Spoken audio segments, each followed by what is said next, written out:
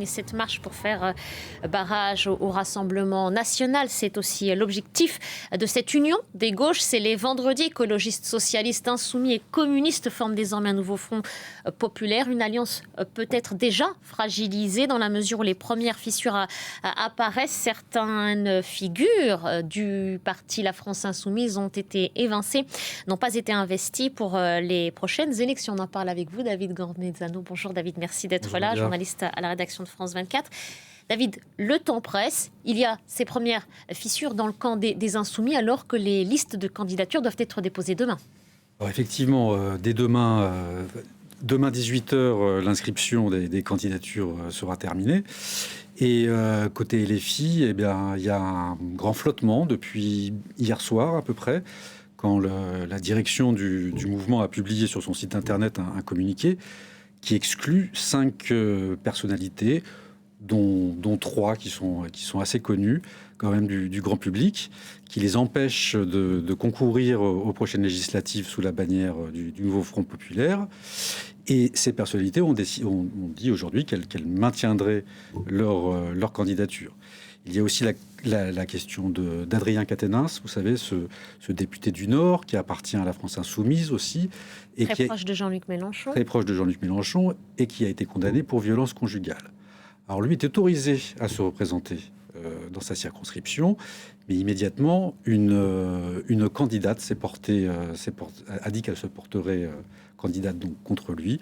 Elle s'appelle Amiba, elle est membre du collectif Nous Toutes.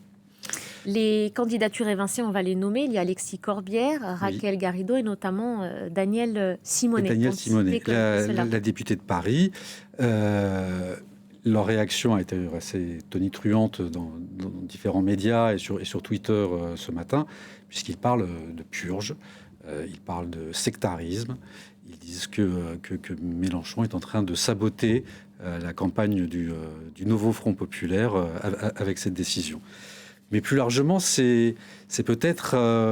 Emmanuel Macron a parlé de clarification nécessaire pendant cette campagne.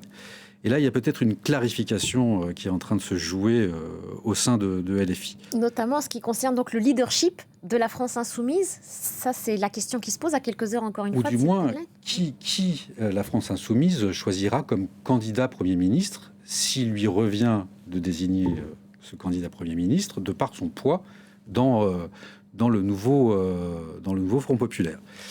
Et là, on a vu tous Jean-Luc Mélenchon adopter plutôt un profil bas cette semaine, en disant qu'il se sentait capable, mais...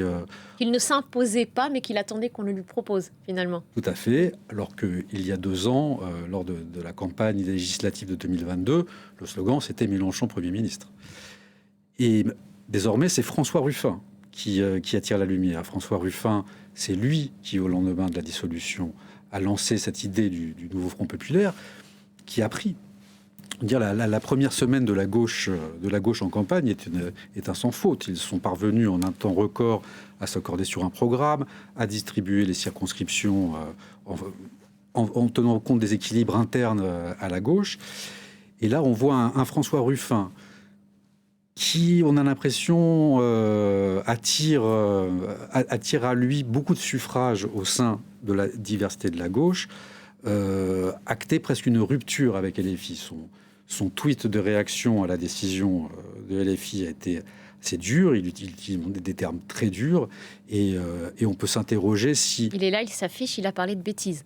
Oui, il parle de sectarisme. Bêtises, il parle de sectarisme. Et au cours de cette seconde semaine de campagne qui va démarrer, peut-être que ça va être un des sujets qui peut déstabiliser la gauche au moment de cette mobilisation contre le Rassemblement national, c'est d'avoir à arbitrer entre un Mélenchon et un Ruffin qui s'imposent tous les deux dans la campagne. Merci beaucoup David, merci pour ces éléments de compréhension. Et voilà ce qu'on pouvait dire pour l'heure sur ce bras de fer, peut-être annoncé au sein du camp de la France Insoumise.